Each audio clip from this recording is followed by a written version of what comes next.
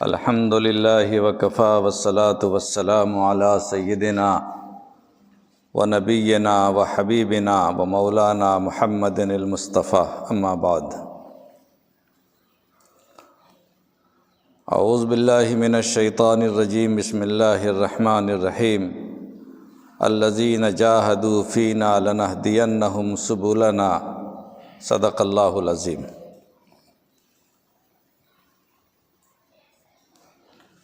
دوستو، بزرگوں اور بھائیوں، اللہ تعالیٰ نے صاحب ایمان کو، ہر ایمان والے کو کچھ کاموں کی ڈیوٹی لگا دی کہ ڈیوٹی پوری کرنی۔ اب اس ڈیوٹی کا انجام کیا ہوگا اس سے اس کو کوئی مطلب نہیں۔ اللہ کا حکم ہے کرنا ہے تو کرنا ہے، اللہ کا حکم ہے کہ یہ شکل پیدا کرو تو پیدا کرنا ہے۔ اللہ تعالیٰ نتائج کا پابند انسانوں کو نہیں بناتے۔ اللہ تعالیٰ نے صرف چند کاموں کی جو ڈیوٹی دی ہے، جو ذمہ داری دی ہے، مومن کا کام یہ ہے کہ اپنی ذمہ داری پوری کرے۔ اور اللہ کا وعدہ یہ ہے کہ جب انسان محنت کرے گا، الذین جاہدوا فینا، ہمارے راستے میں جو محنت کرے گا ہم اس کو محروم نہیں کریں گے، راستہ ضرور دکھائیں گے۔ لنہدینہم سبلنا، کوئی آدمی ایسا نہیں دنیا کی تاریخ میں ہوا ہے کہ جس نے اللہ کے لیے محنت کی ہو اور ناکام ہوا ہو۔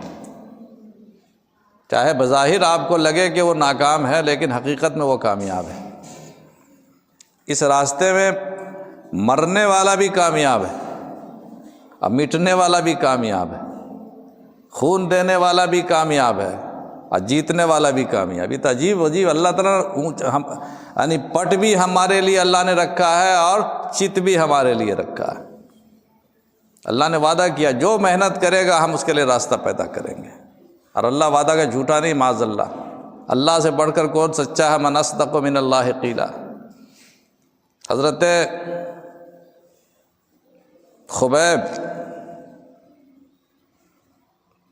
رضی اللہ تعالیٰ عنہ لوگوں نے پھانسی پہ چڑھا دیا، مکہ کے زمانے میں پھانسی پہ چڑھا دیا، اور پھانسی پہ چڑھنے کے وقت بھی وہ کہتے ہیں کہ فزت برب الکعبہ، کہ میں تو جیت گیا، میں تو کامیاب ہو گیا۔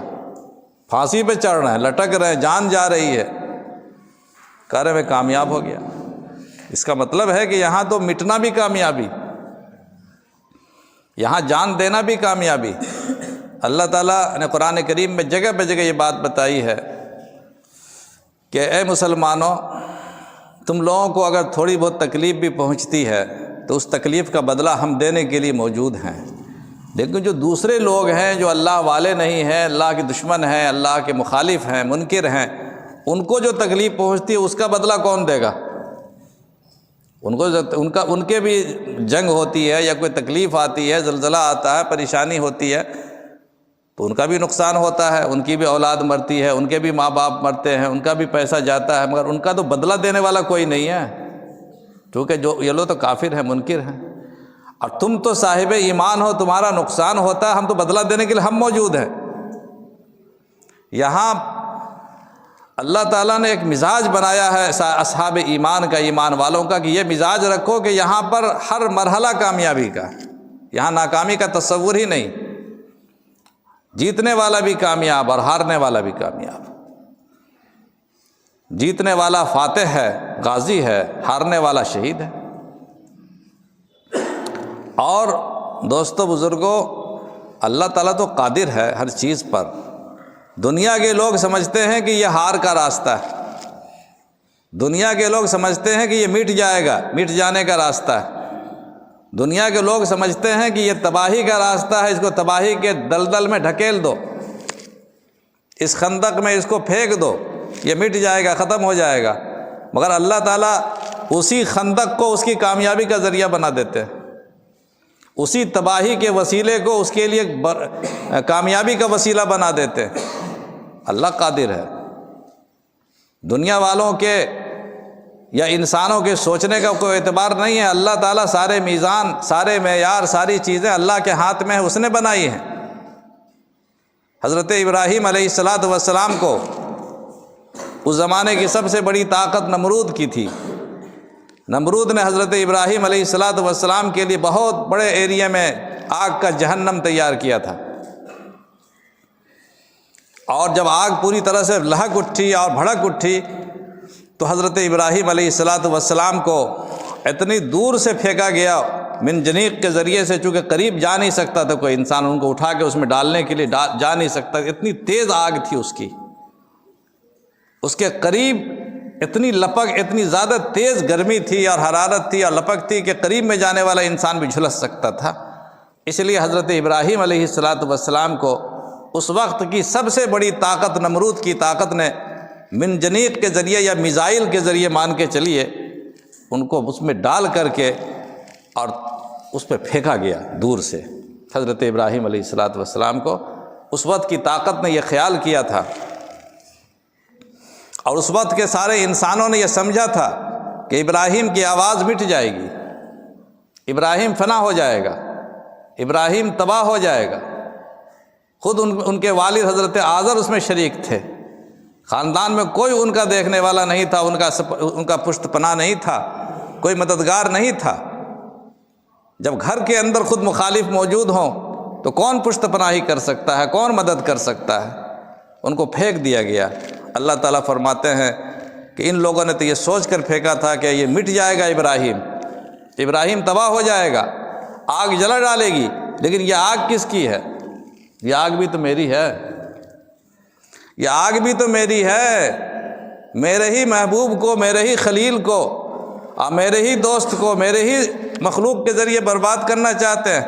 ہم نے اپنے آگ کو حکم دیا، قلنا یا نار کونی بردن و سلامن علی ابراہیم۔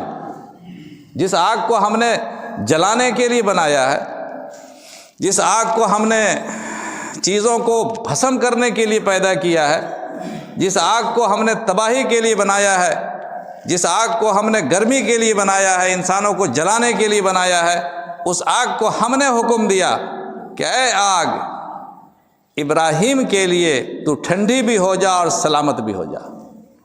معلوم یہ ہوا کہ جس چیز کو دنیا کے لوگ اور حق کے مخالفین تباہی کا ذریعہ سمجھتے ہیں، اللہ تعالیٰ قادر ہے کہ اس تباہی کے ذریعے کو کامیابی کے ذریعے میں تبدیل فرما دیں۔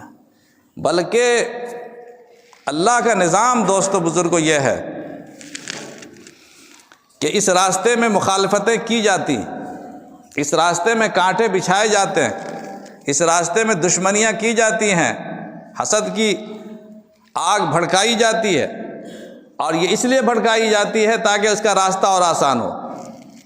اگر یہ مخالفتیں نہ ہوں، یہ کانٹے نہ بچھائے جائیں، یہ رکاوٹیں پیدا نہ ہو تو کام بہت مشکل ہو جائے گا۔ اللہ تعالیٰ کام کو آسان کرنے کے لیے مشکلات پیدا فرماتے ہیں۔ ان مع العسر یسرا، ان مع العسر یسرا۔ قرآن کریم نے فیصلہ کیا ہے جب مشکل آئے گی، اس بات کی دلیل ہے کہ آسانی تمہارے پیچھے کھڑی ہے۔ 2 بار کہا اسی مضمون کو، فَإِنَّ مَعَ الْعُسْرِ يُسْرًا، إِنَّ مَعَ الْعُسْرِ يُسْرًا۔ اے انسانوں، اے ایمان والو، جب مشکل تمہاری زندگی میں آوے تو اس مشکل کو یہ سمجھو کہ یہ مشکل تمہاری آسانی کا زینہ ہے، یہ پیش خیمہ ہے۔ اگر آسانی چاہتے ہو تو مشکل کو پہلے قبول کرنا ہوگا۔ فَإِنَّ الْجَنَّةَ حُفَّتْ بِالْمَكَارِهِ، حدیث میں ہے کہ جنت کو ناپسندیدہ چیزوں سے، کانٹوں سے گھیر دیا گیا ہے۔ جنت میں جانا ہے تو مشکلات کو عبور کر کے، سمندر کو عبور کر کے، تکلیفوں کو اٹھا کر کے اس جنت میں داخلہ تمہیں ملے گا۔ اتنی آسانی سے جنت مل نہیں سکتی ہے۔ تو اللہ کا نظام ہے کہ تکلیفوں کو اس لیے لاتے ہیں تاکہ آسانیاں جلدی حاصل ہوں۔ نارمل زندگی انسان کی کامیاب نہیں ہوتی، زندگی صرف وہ کامیاب ہوتی ہے جس میں مشکلات بھی ہوں، زندگی وہ کامیاب ہوتی جس میں تباہیوں کا سامنا بھی ہو، بربادیوں کا سامنا بھی ہو، اور وہی راستہ کھولتا ہے۔ اگر وہ تباہی نہ آوے، وہ بربادی نہ آوے، وہ ہلاکتیں نہ آویں، وہ طوفان نہ آوے، وہ راستہ بھی پیدا نہیں ہوگا۔ یہ اللہ کا نظام ہے ہر دور میں۔ حضرت یوسف علیہ السلام کی زندگی میں قرآن کریم نے کہا کہ اس سے بہتر کوئی قصہ نہیں ہے۔ حضرت یوسف علیہ السلام کو ان کے بھائیوں نے کس میں ڈال دیا تھا؟ سب لوگ جانتے ہیں، غور کرنے کے لیے۔ حضرت یوسف علیہ السلام کس میں ڈال دیا تھا؟ کنویں میں ڈال دیا۔ کیا سوچ کے ڈالا؟ کہ ختم ہو جائیں گے، یا تو ڈوب کے مر جائیں گے، کوئی جنگل آ کے کھا لے، کوئی جنگلی جانور کھا لے گا آ کر کے، یا کوئی مسافر اس کو اٹھا کے لے جا کے کہیں ختم کر دے گا۔ یہ تو ان کا تصور میں نہیں تھا کہ ختم ہی کوئی لے جائے گا، مر ہی جائے گا، بھوکا پیاسا مر جائے گا اس میں۔ جو بھی ویران کنواں جس کو برسوں سے لوگوں نے استعمال نہ کیا ہو، اس کنویں میں لوگوں نے اندھے کنویں میں ڈال دیا حضرت یوسف علیہ السلام کو۔ بظاہر حضرت یعقوب علیہ السلام کو بڑی تکلیف پہنچی، باپ کا دل تھا اور سب سے زیادہ انہی کو مانتے تھے، اور انہوں نے جو خواب سنایا تھا اپنے باپ کو، اس سے حضرت یعقوب علیہ السلام کو علم ہو چکا تھا کہ میرا بیٹا اچھے مستقبل کا مالک ہے، اور اللہ تعالیٰ اس سے بڑے کام لینے والے ہیں۔ ایسے مستقبل کے مالک اور ایسے ہونہار فرزند کا اچانک گم ہو جانا اور ختم ہو جانا ایک باپ کے لیے کتنا تکلیف دہ ہوتا ہے، وہ ہر انسان سمجھ سکتا ہے۔ روتے روتے حضرت یعقوب علیہ السلام کی آنکھ کی روشنی ختم ہو گئی، اور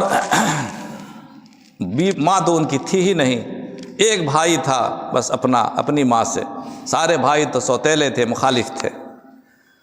لوگوں نے یہ سوچ کر ڈال دیا تھا کہ اب ان کا خاتمہ، یوسف کا قصہ ختم، نہ یوسف دنیا میں رہے گا، نہ باپ کی چاہت ادھر جائے گی، ساری چاہت باپ کی، ساری دولت ہمیں مل جائے گی، باپ کی ساری نعمتیں ہمیں حاصل ہو جائیں گی، یوسف کو راستے سے ہٹا دو۔ لیکن اللہ تعالیٰ نے کہا کہ جس کنویں کو تم نے تباہی کا کنواں سمجھ کے ڈالا ہے، جس کنویں کو تم نے سمجھا تھا کہ یوسف کو ڈالیں گے تو یوسف برباد ہو جائے گا، مٹ جائے گا، ہم دیکھو اسی کنویں کو ہم کیسے اس کی ترقی کا زینہ بناتے ہیں۔ اگر وہ اس کنویں میں ڈالے نہ جاتے تو وہ قافلہ نہ آتا، اور قافلہ کنویں میں ڈول نہ ڈالتا، اور اس ڈول کو پکڑ کر حضرت یوسف اوپر نہ آتے، حضرت یوسف علیہ السلام کا حسن اور خوبصورتی اس قافلے کے سامنے نہ آتی۔ حضرت یوسف علیہ السلام کو اللہ نے اتنا حسن دیا تھا کہ خود سرکار دو عالم صلی اللہ علیہ وسلم نے فرمایا کہ پوری حسن کو اللہ تعالیٰ نے 2 حصے میں تقسیم کیا، آدھا حسن یوسف کو عطا فرمایا اور آدھے حسن میں ساری دنیا کو بٹوارا کیا۔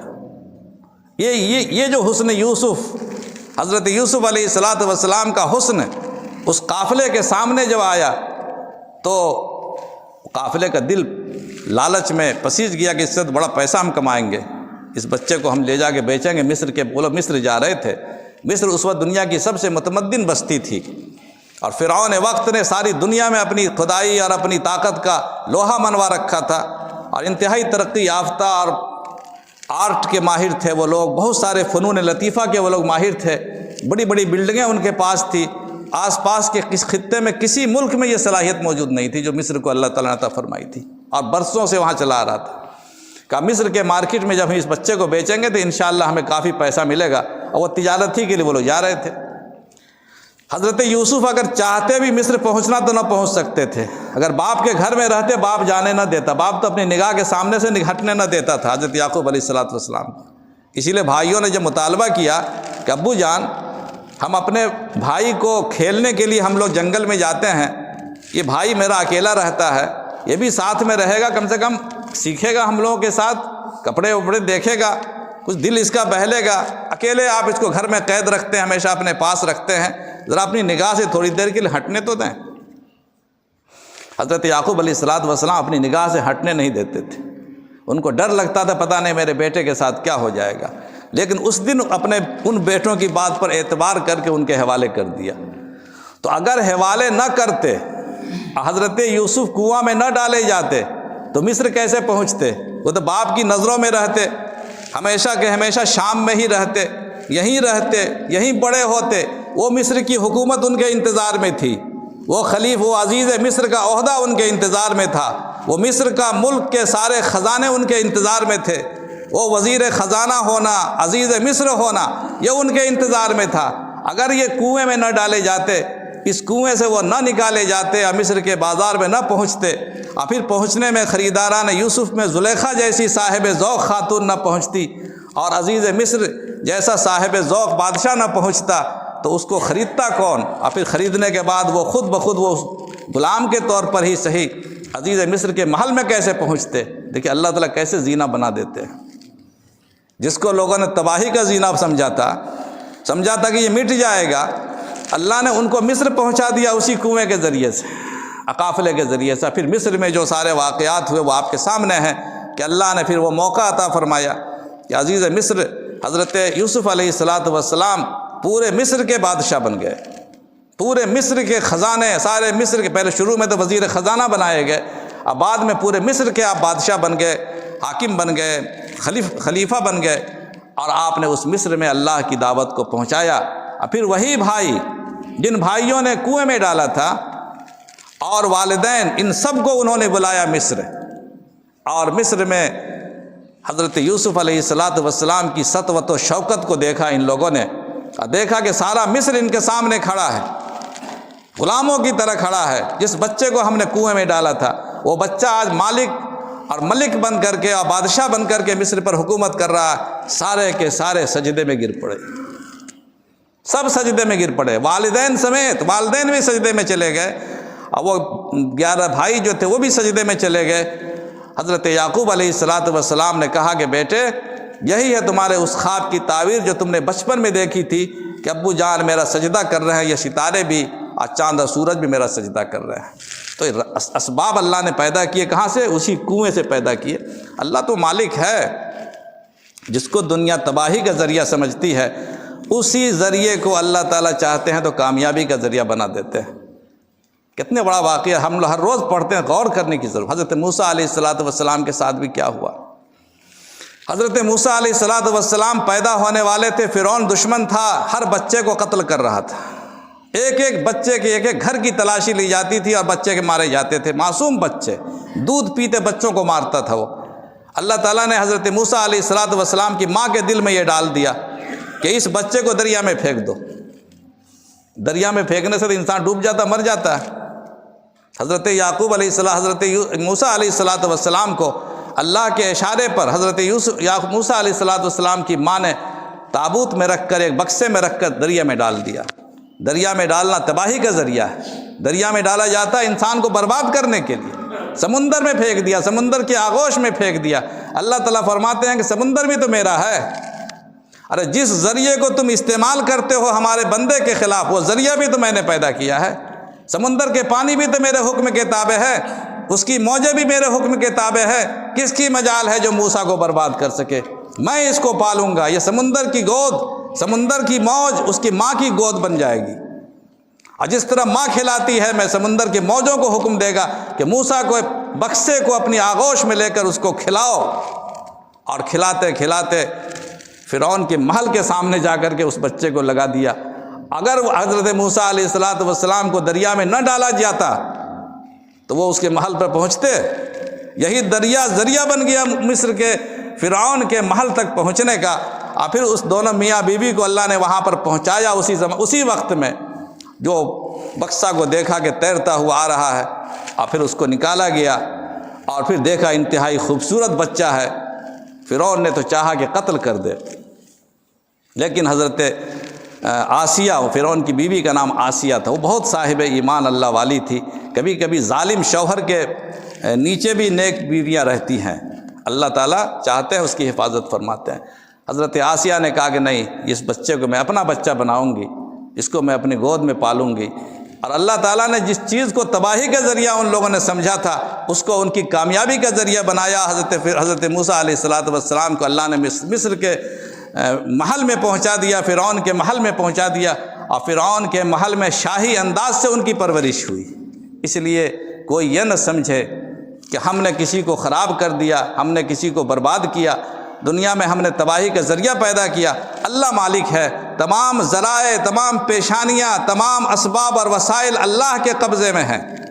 جس چیز کو دنیا کے لوگ یا ہم اور آپ تباہی یا بربادی کا ذریعہ سمجھتے ہیں، اللہ قادر ہے کہ اسی ذریعے کو اللہ تعالیٰ اس کی کامیابی کا ذریعہ بنا دے، بشرطے کہ انسان کے اندر وہ ایمان ہو اور وہ خلوص ہو۔ الذین جاہدوا فینا لنہدینہم سبلنا، جو ہمارے راستے میں محنت کرتا ہے ہم اس کو اپنے راستے کی ہدایت کرتے ہیں۔ اللہ تعالیٰ ہمیں کہنے سے زیادہ اور سننے سے زیادہ عمل کی توفیق نصیب فرمائے۔ وآخر دعوانا ان الحمد للہ رب العالمین۔